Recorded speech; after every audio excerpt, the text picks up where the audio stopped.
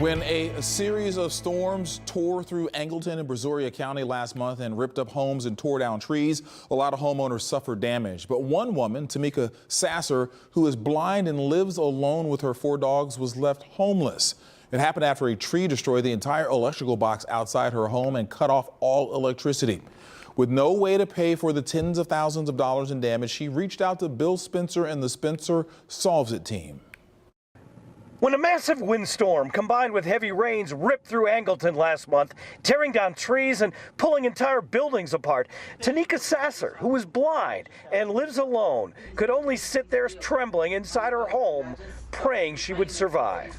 Ooh, is the Lord coming back? Like, what is this? Because it was something I've never experienced before. Is the Lord coming back? Yes, that's what I was thinking. You thought it was rapture? Yeah, I thought it was rapture.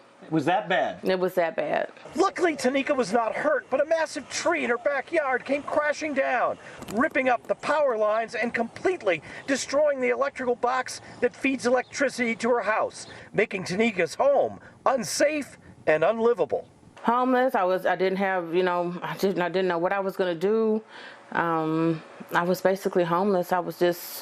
It left me at the point of having to go from, house to house, from my mother's, my daughter's. For weeks, Tamika had no place to go and no way to pay the $20,000 repair bill it was going to take to make her home and electrical system safe again. That's when she went to Pamela Goodson with the Coalition for Barrier-Free Living, and Pam decided to reach out to me and the Spencer Solves It team. She was just horrified because she didn't know how she was going to get back into her home. And tell you the truth, I didn't either.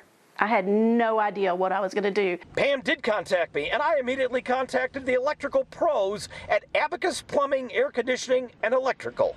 So she was very lucky that there wasn't any, essentially an explosion from the circuit itself. She was a very thin amount of protection left, keeping everything from being charged. Now Abacus is all set to make those repairs for Tamika absolutely free. Okay, but what do you do if you don't have a resource like me to help you out? You've had storm damage at your home and you're poor and you need some help. The American Red Cross has a great resource for you. I'm going to show it to you. You simply go to resources.redcross.org. And then you simply type in your zip code, and it's going to take you to a whole list of different resources that will help you out. You simply go over here to housing, maintenance, and repairs, and suddenly up pops dozens of different groups in your area that will help you out. For example, right here, single-family housing repair grants. As for Tamika herself, she says her prayers have finally been answered. I want to tell you one thing, Tamika. I am going to help you. We're going to make this happen. Thank you so much. We're going to fix this house for you so it's safe. Thank you. Okay? Thank you so much.